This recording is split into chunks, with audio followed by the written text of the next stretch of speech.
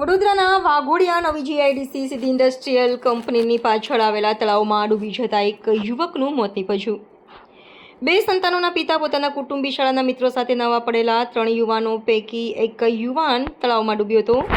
આ યુવક તળાવમાં ડૂબ્યો તે સમયે 2 યુવાનો મોબાઈલમાં વ્યસ્ત હતા. ત્રીજો યુવક નાહી રહ્યો હતો. ત્યારબાદ ડૂબાડતા યુવક પર નજરે પડે પહેલા યુવક ઊંડા પાણીમાં ગરકાવ થઈ ગયો હતો. આ ઘટનાની જાણ કુટુંબી ભાઈઓએ વાઘોડિયા પોલીસને જાણ કરતા પોલીસ ઘટના સ્થળે પહોંચી હતી.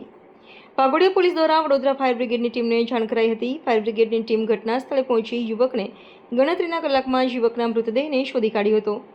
મૃતક યુવક પ્રવીણભાઈ અનિલભાઈ પટેલ ઉંમર 33ના ખેરવાડી ગામના રહેવાસી હતા. વાઘોડિયા પોલીસે મૃતદેહને જરોદિક રોડ રેફરલ હોસ્પિટલ ખાતે પોસ્ટમોર્ટમ અર્થે ખસેડવામાં આવ્યો હતો. Reporter Pradeep Bariya, cameraman Nitin Shah, Diu mirror news, Waghodia. Waghodia police સ્ટેશનથી વર્દી મળી હતી અમારા ફાયર સ્ટેશન પર કે વાઘોડિયા ગામના નવા જીઆઈડીસી પાસે તળાવમાં વ્યક્તિ ડૂબેલ છે.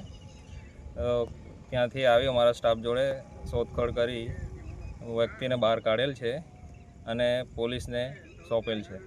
તમારું નામ? Utpal Patel, fire officer. Hi, હું છું ક્રુઝિન સિંઘાનિયા. આપની આસપાસના સત્ય સમાચાર જાણવા માટે જોતા રહો દીવ મિરર ન્યૂઝ અને હા, લાઈક અને સબસ્ક્રાઇબ કરવાનું ભૂલતા નહીં. Thank you.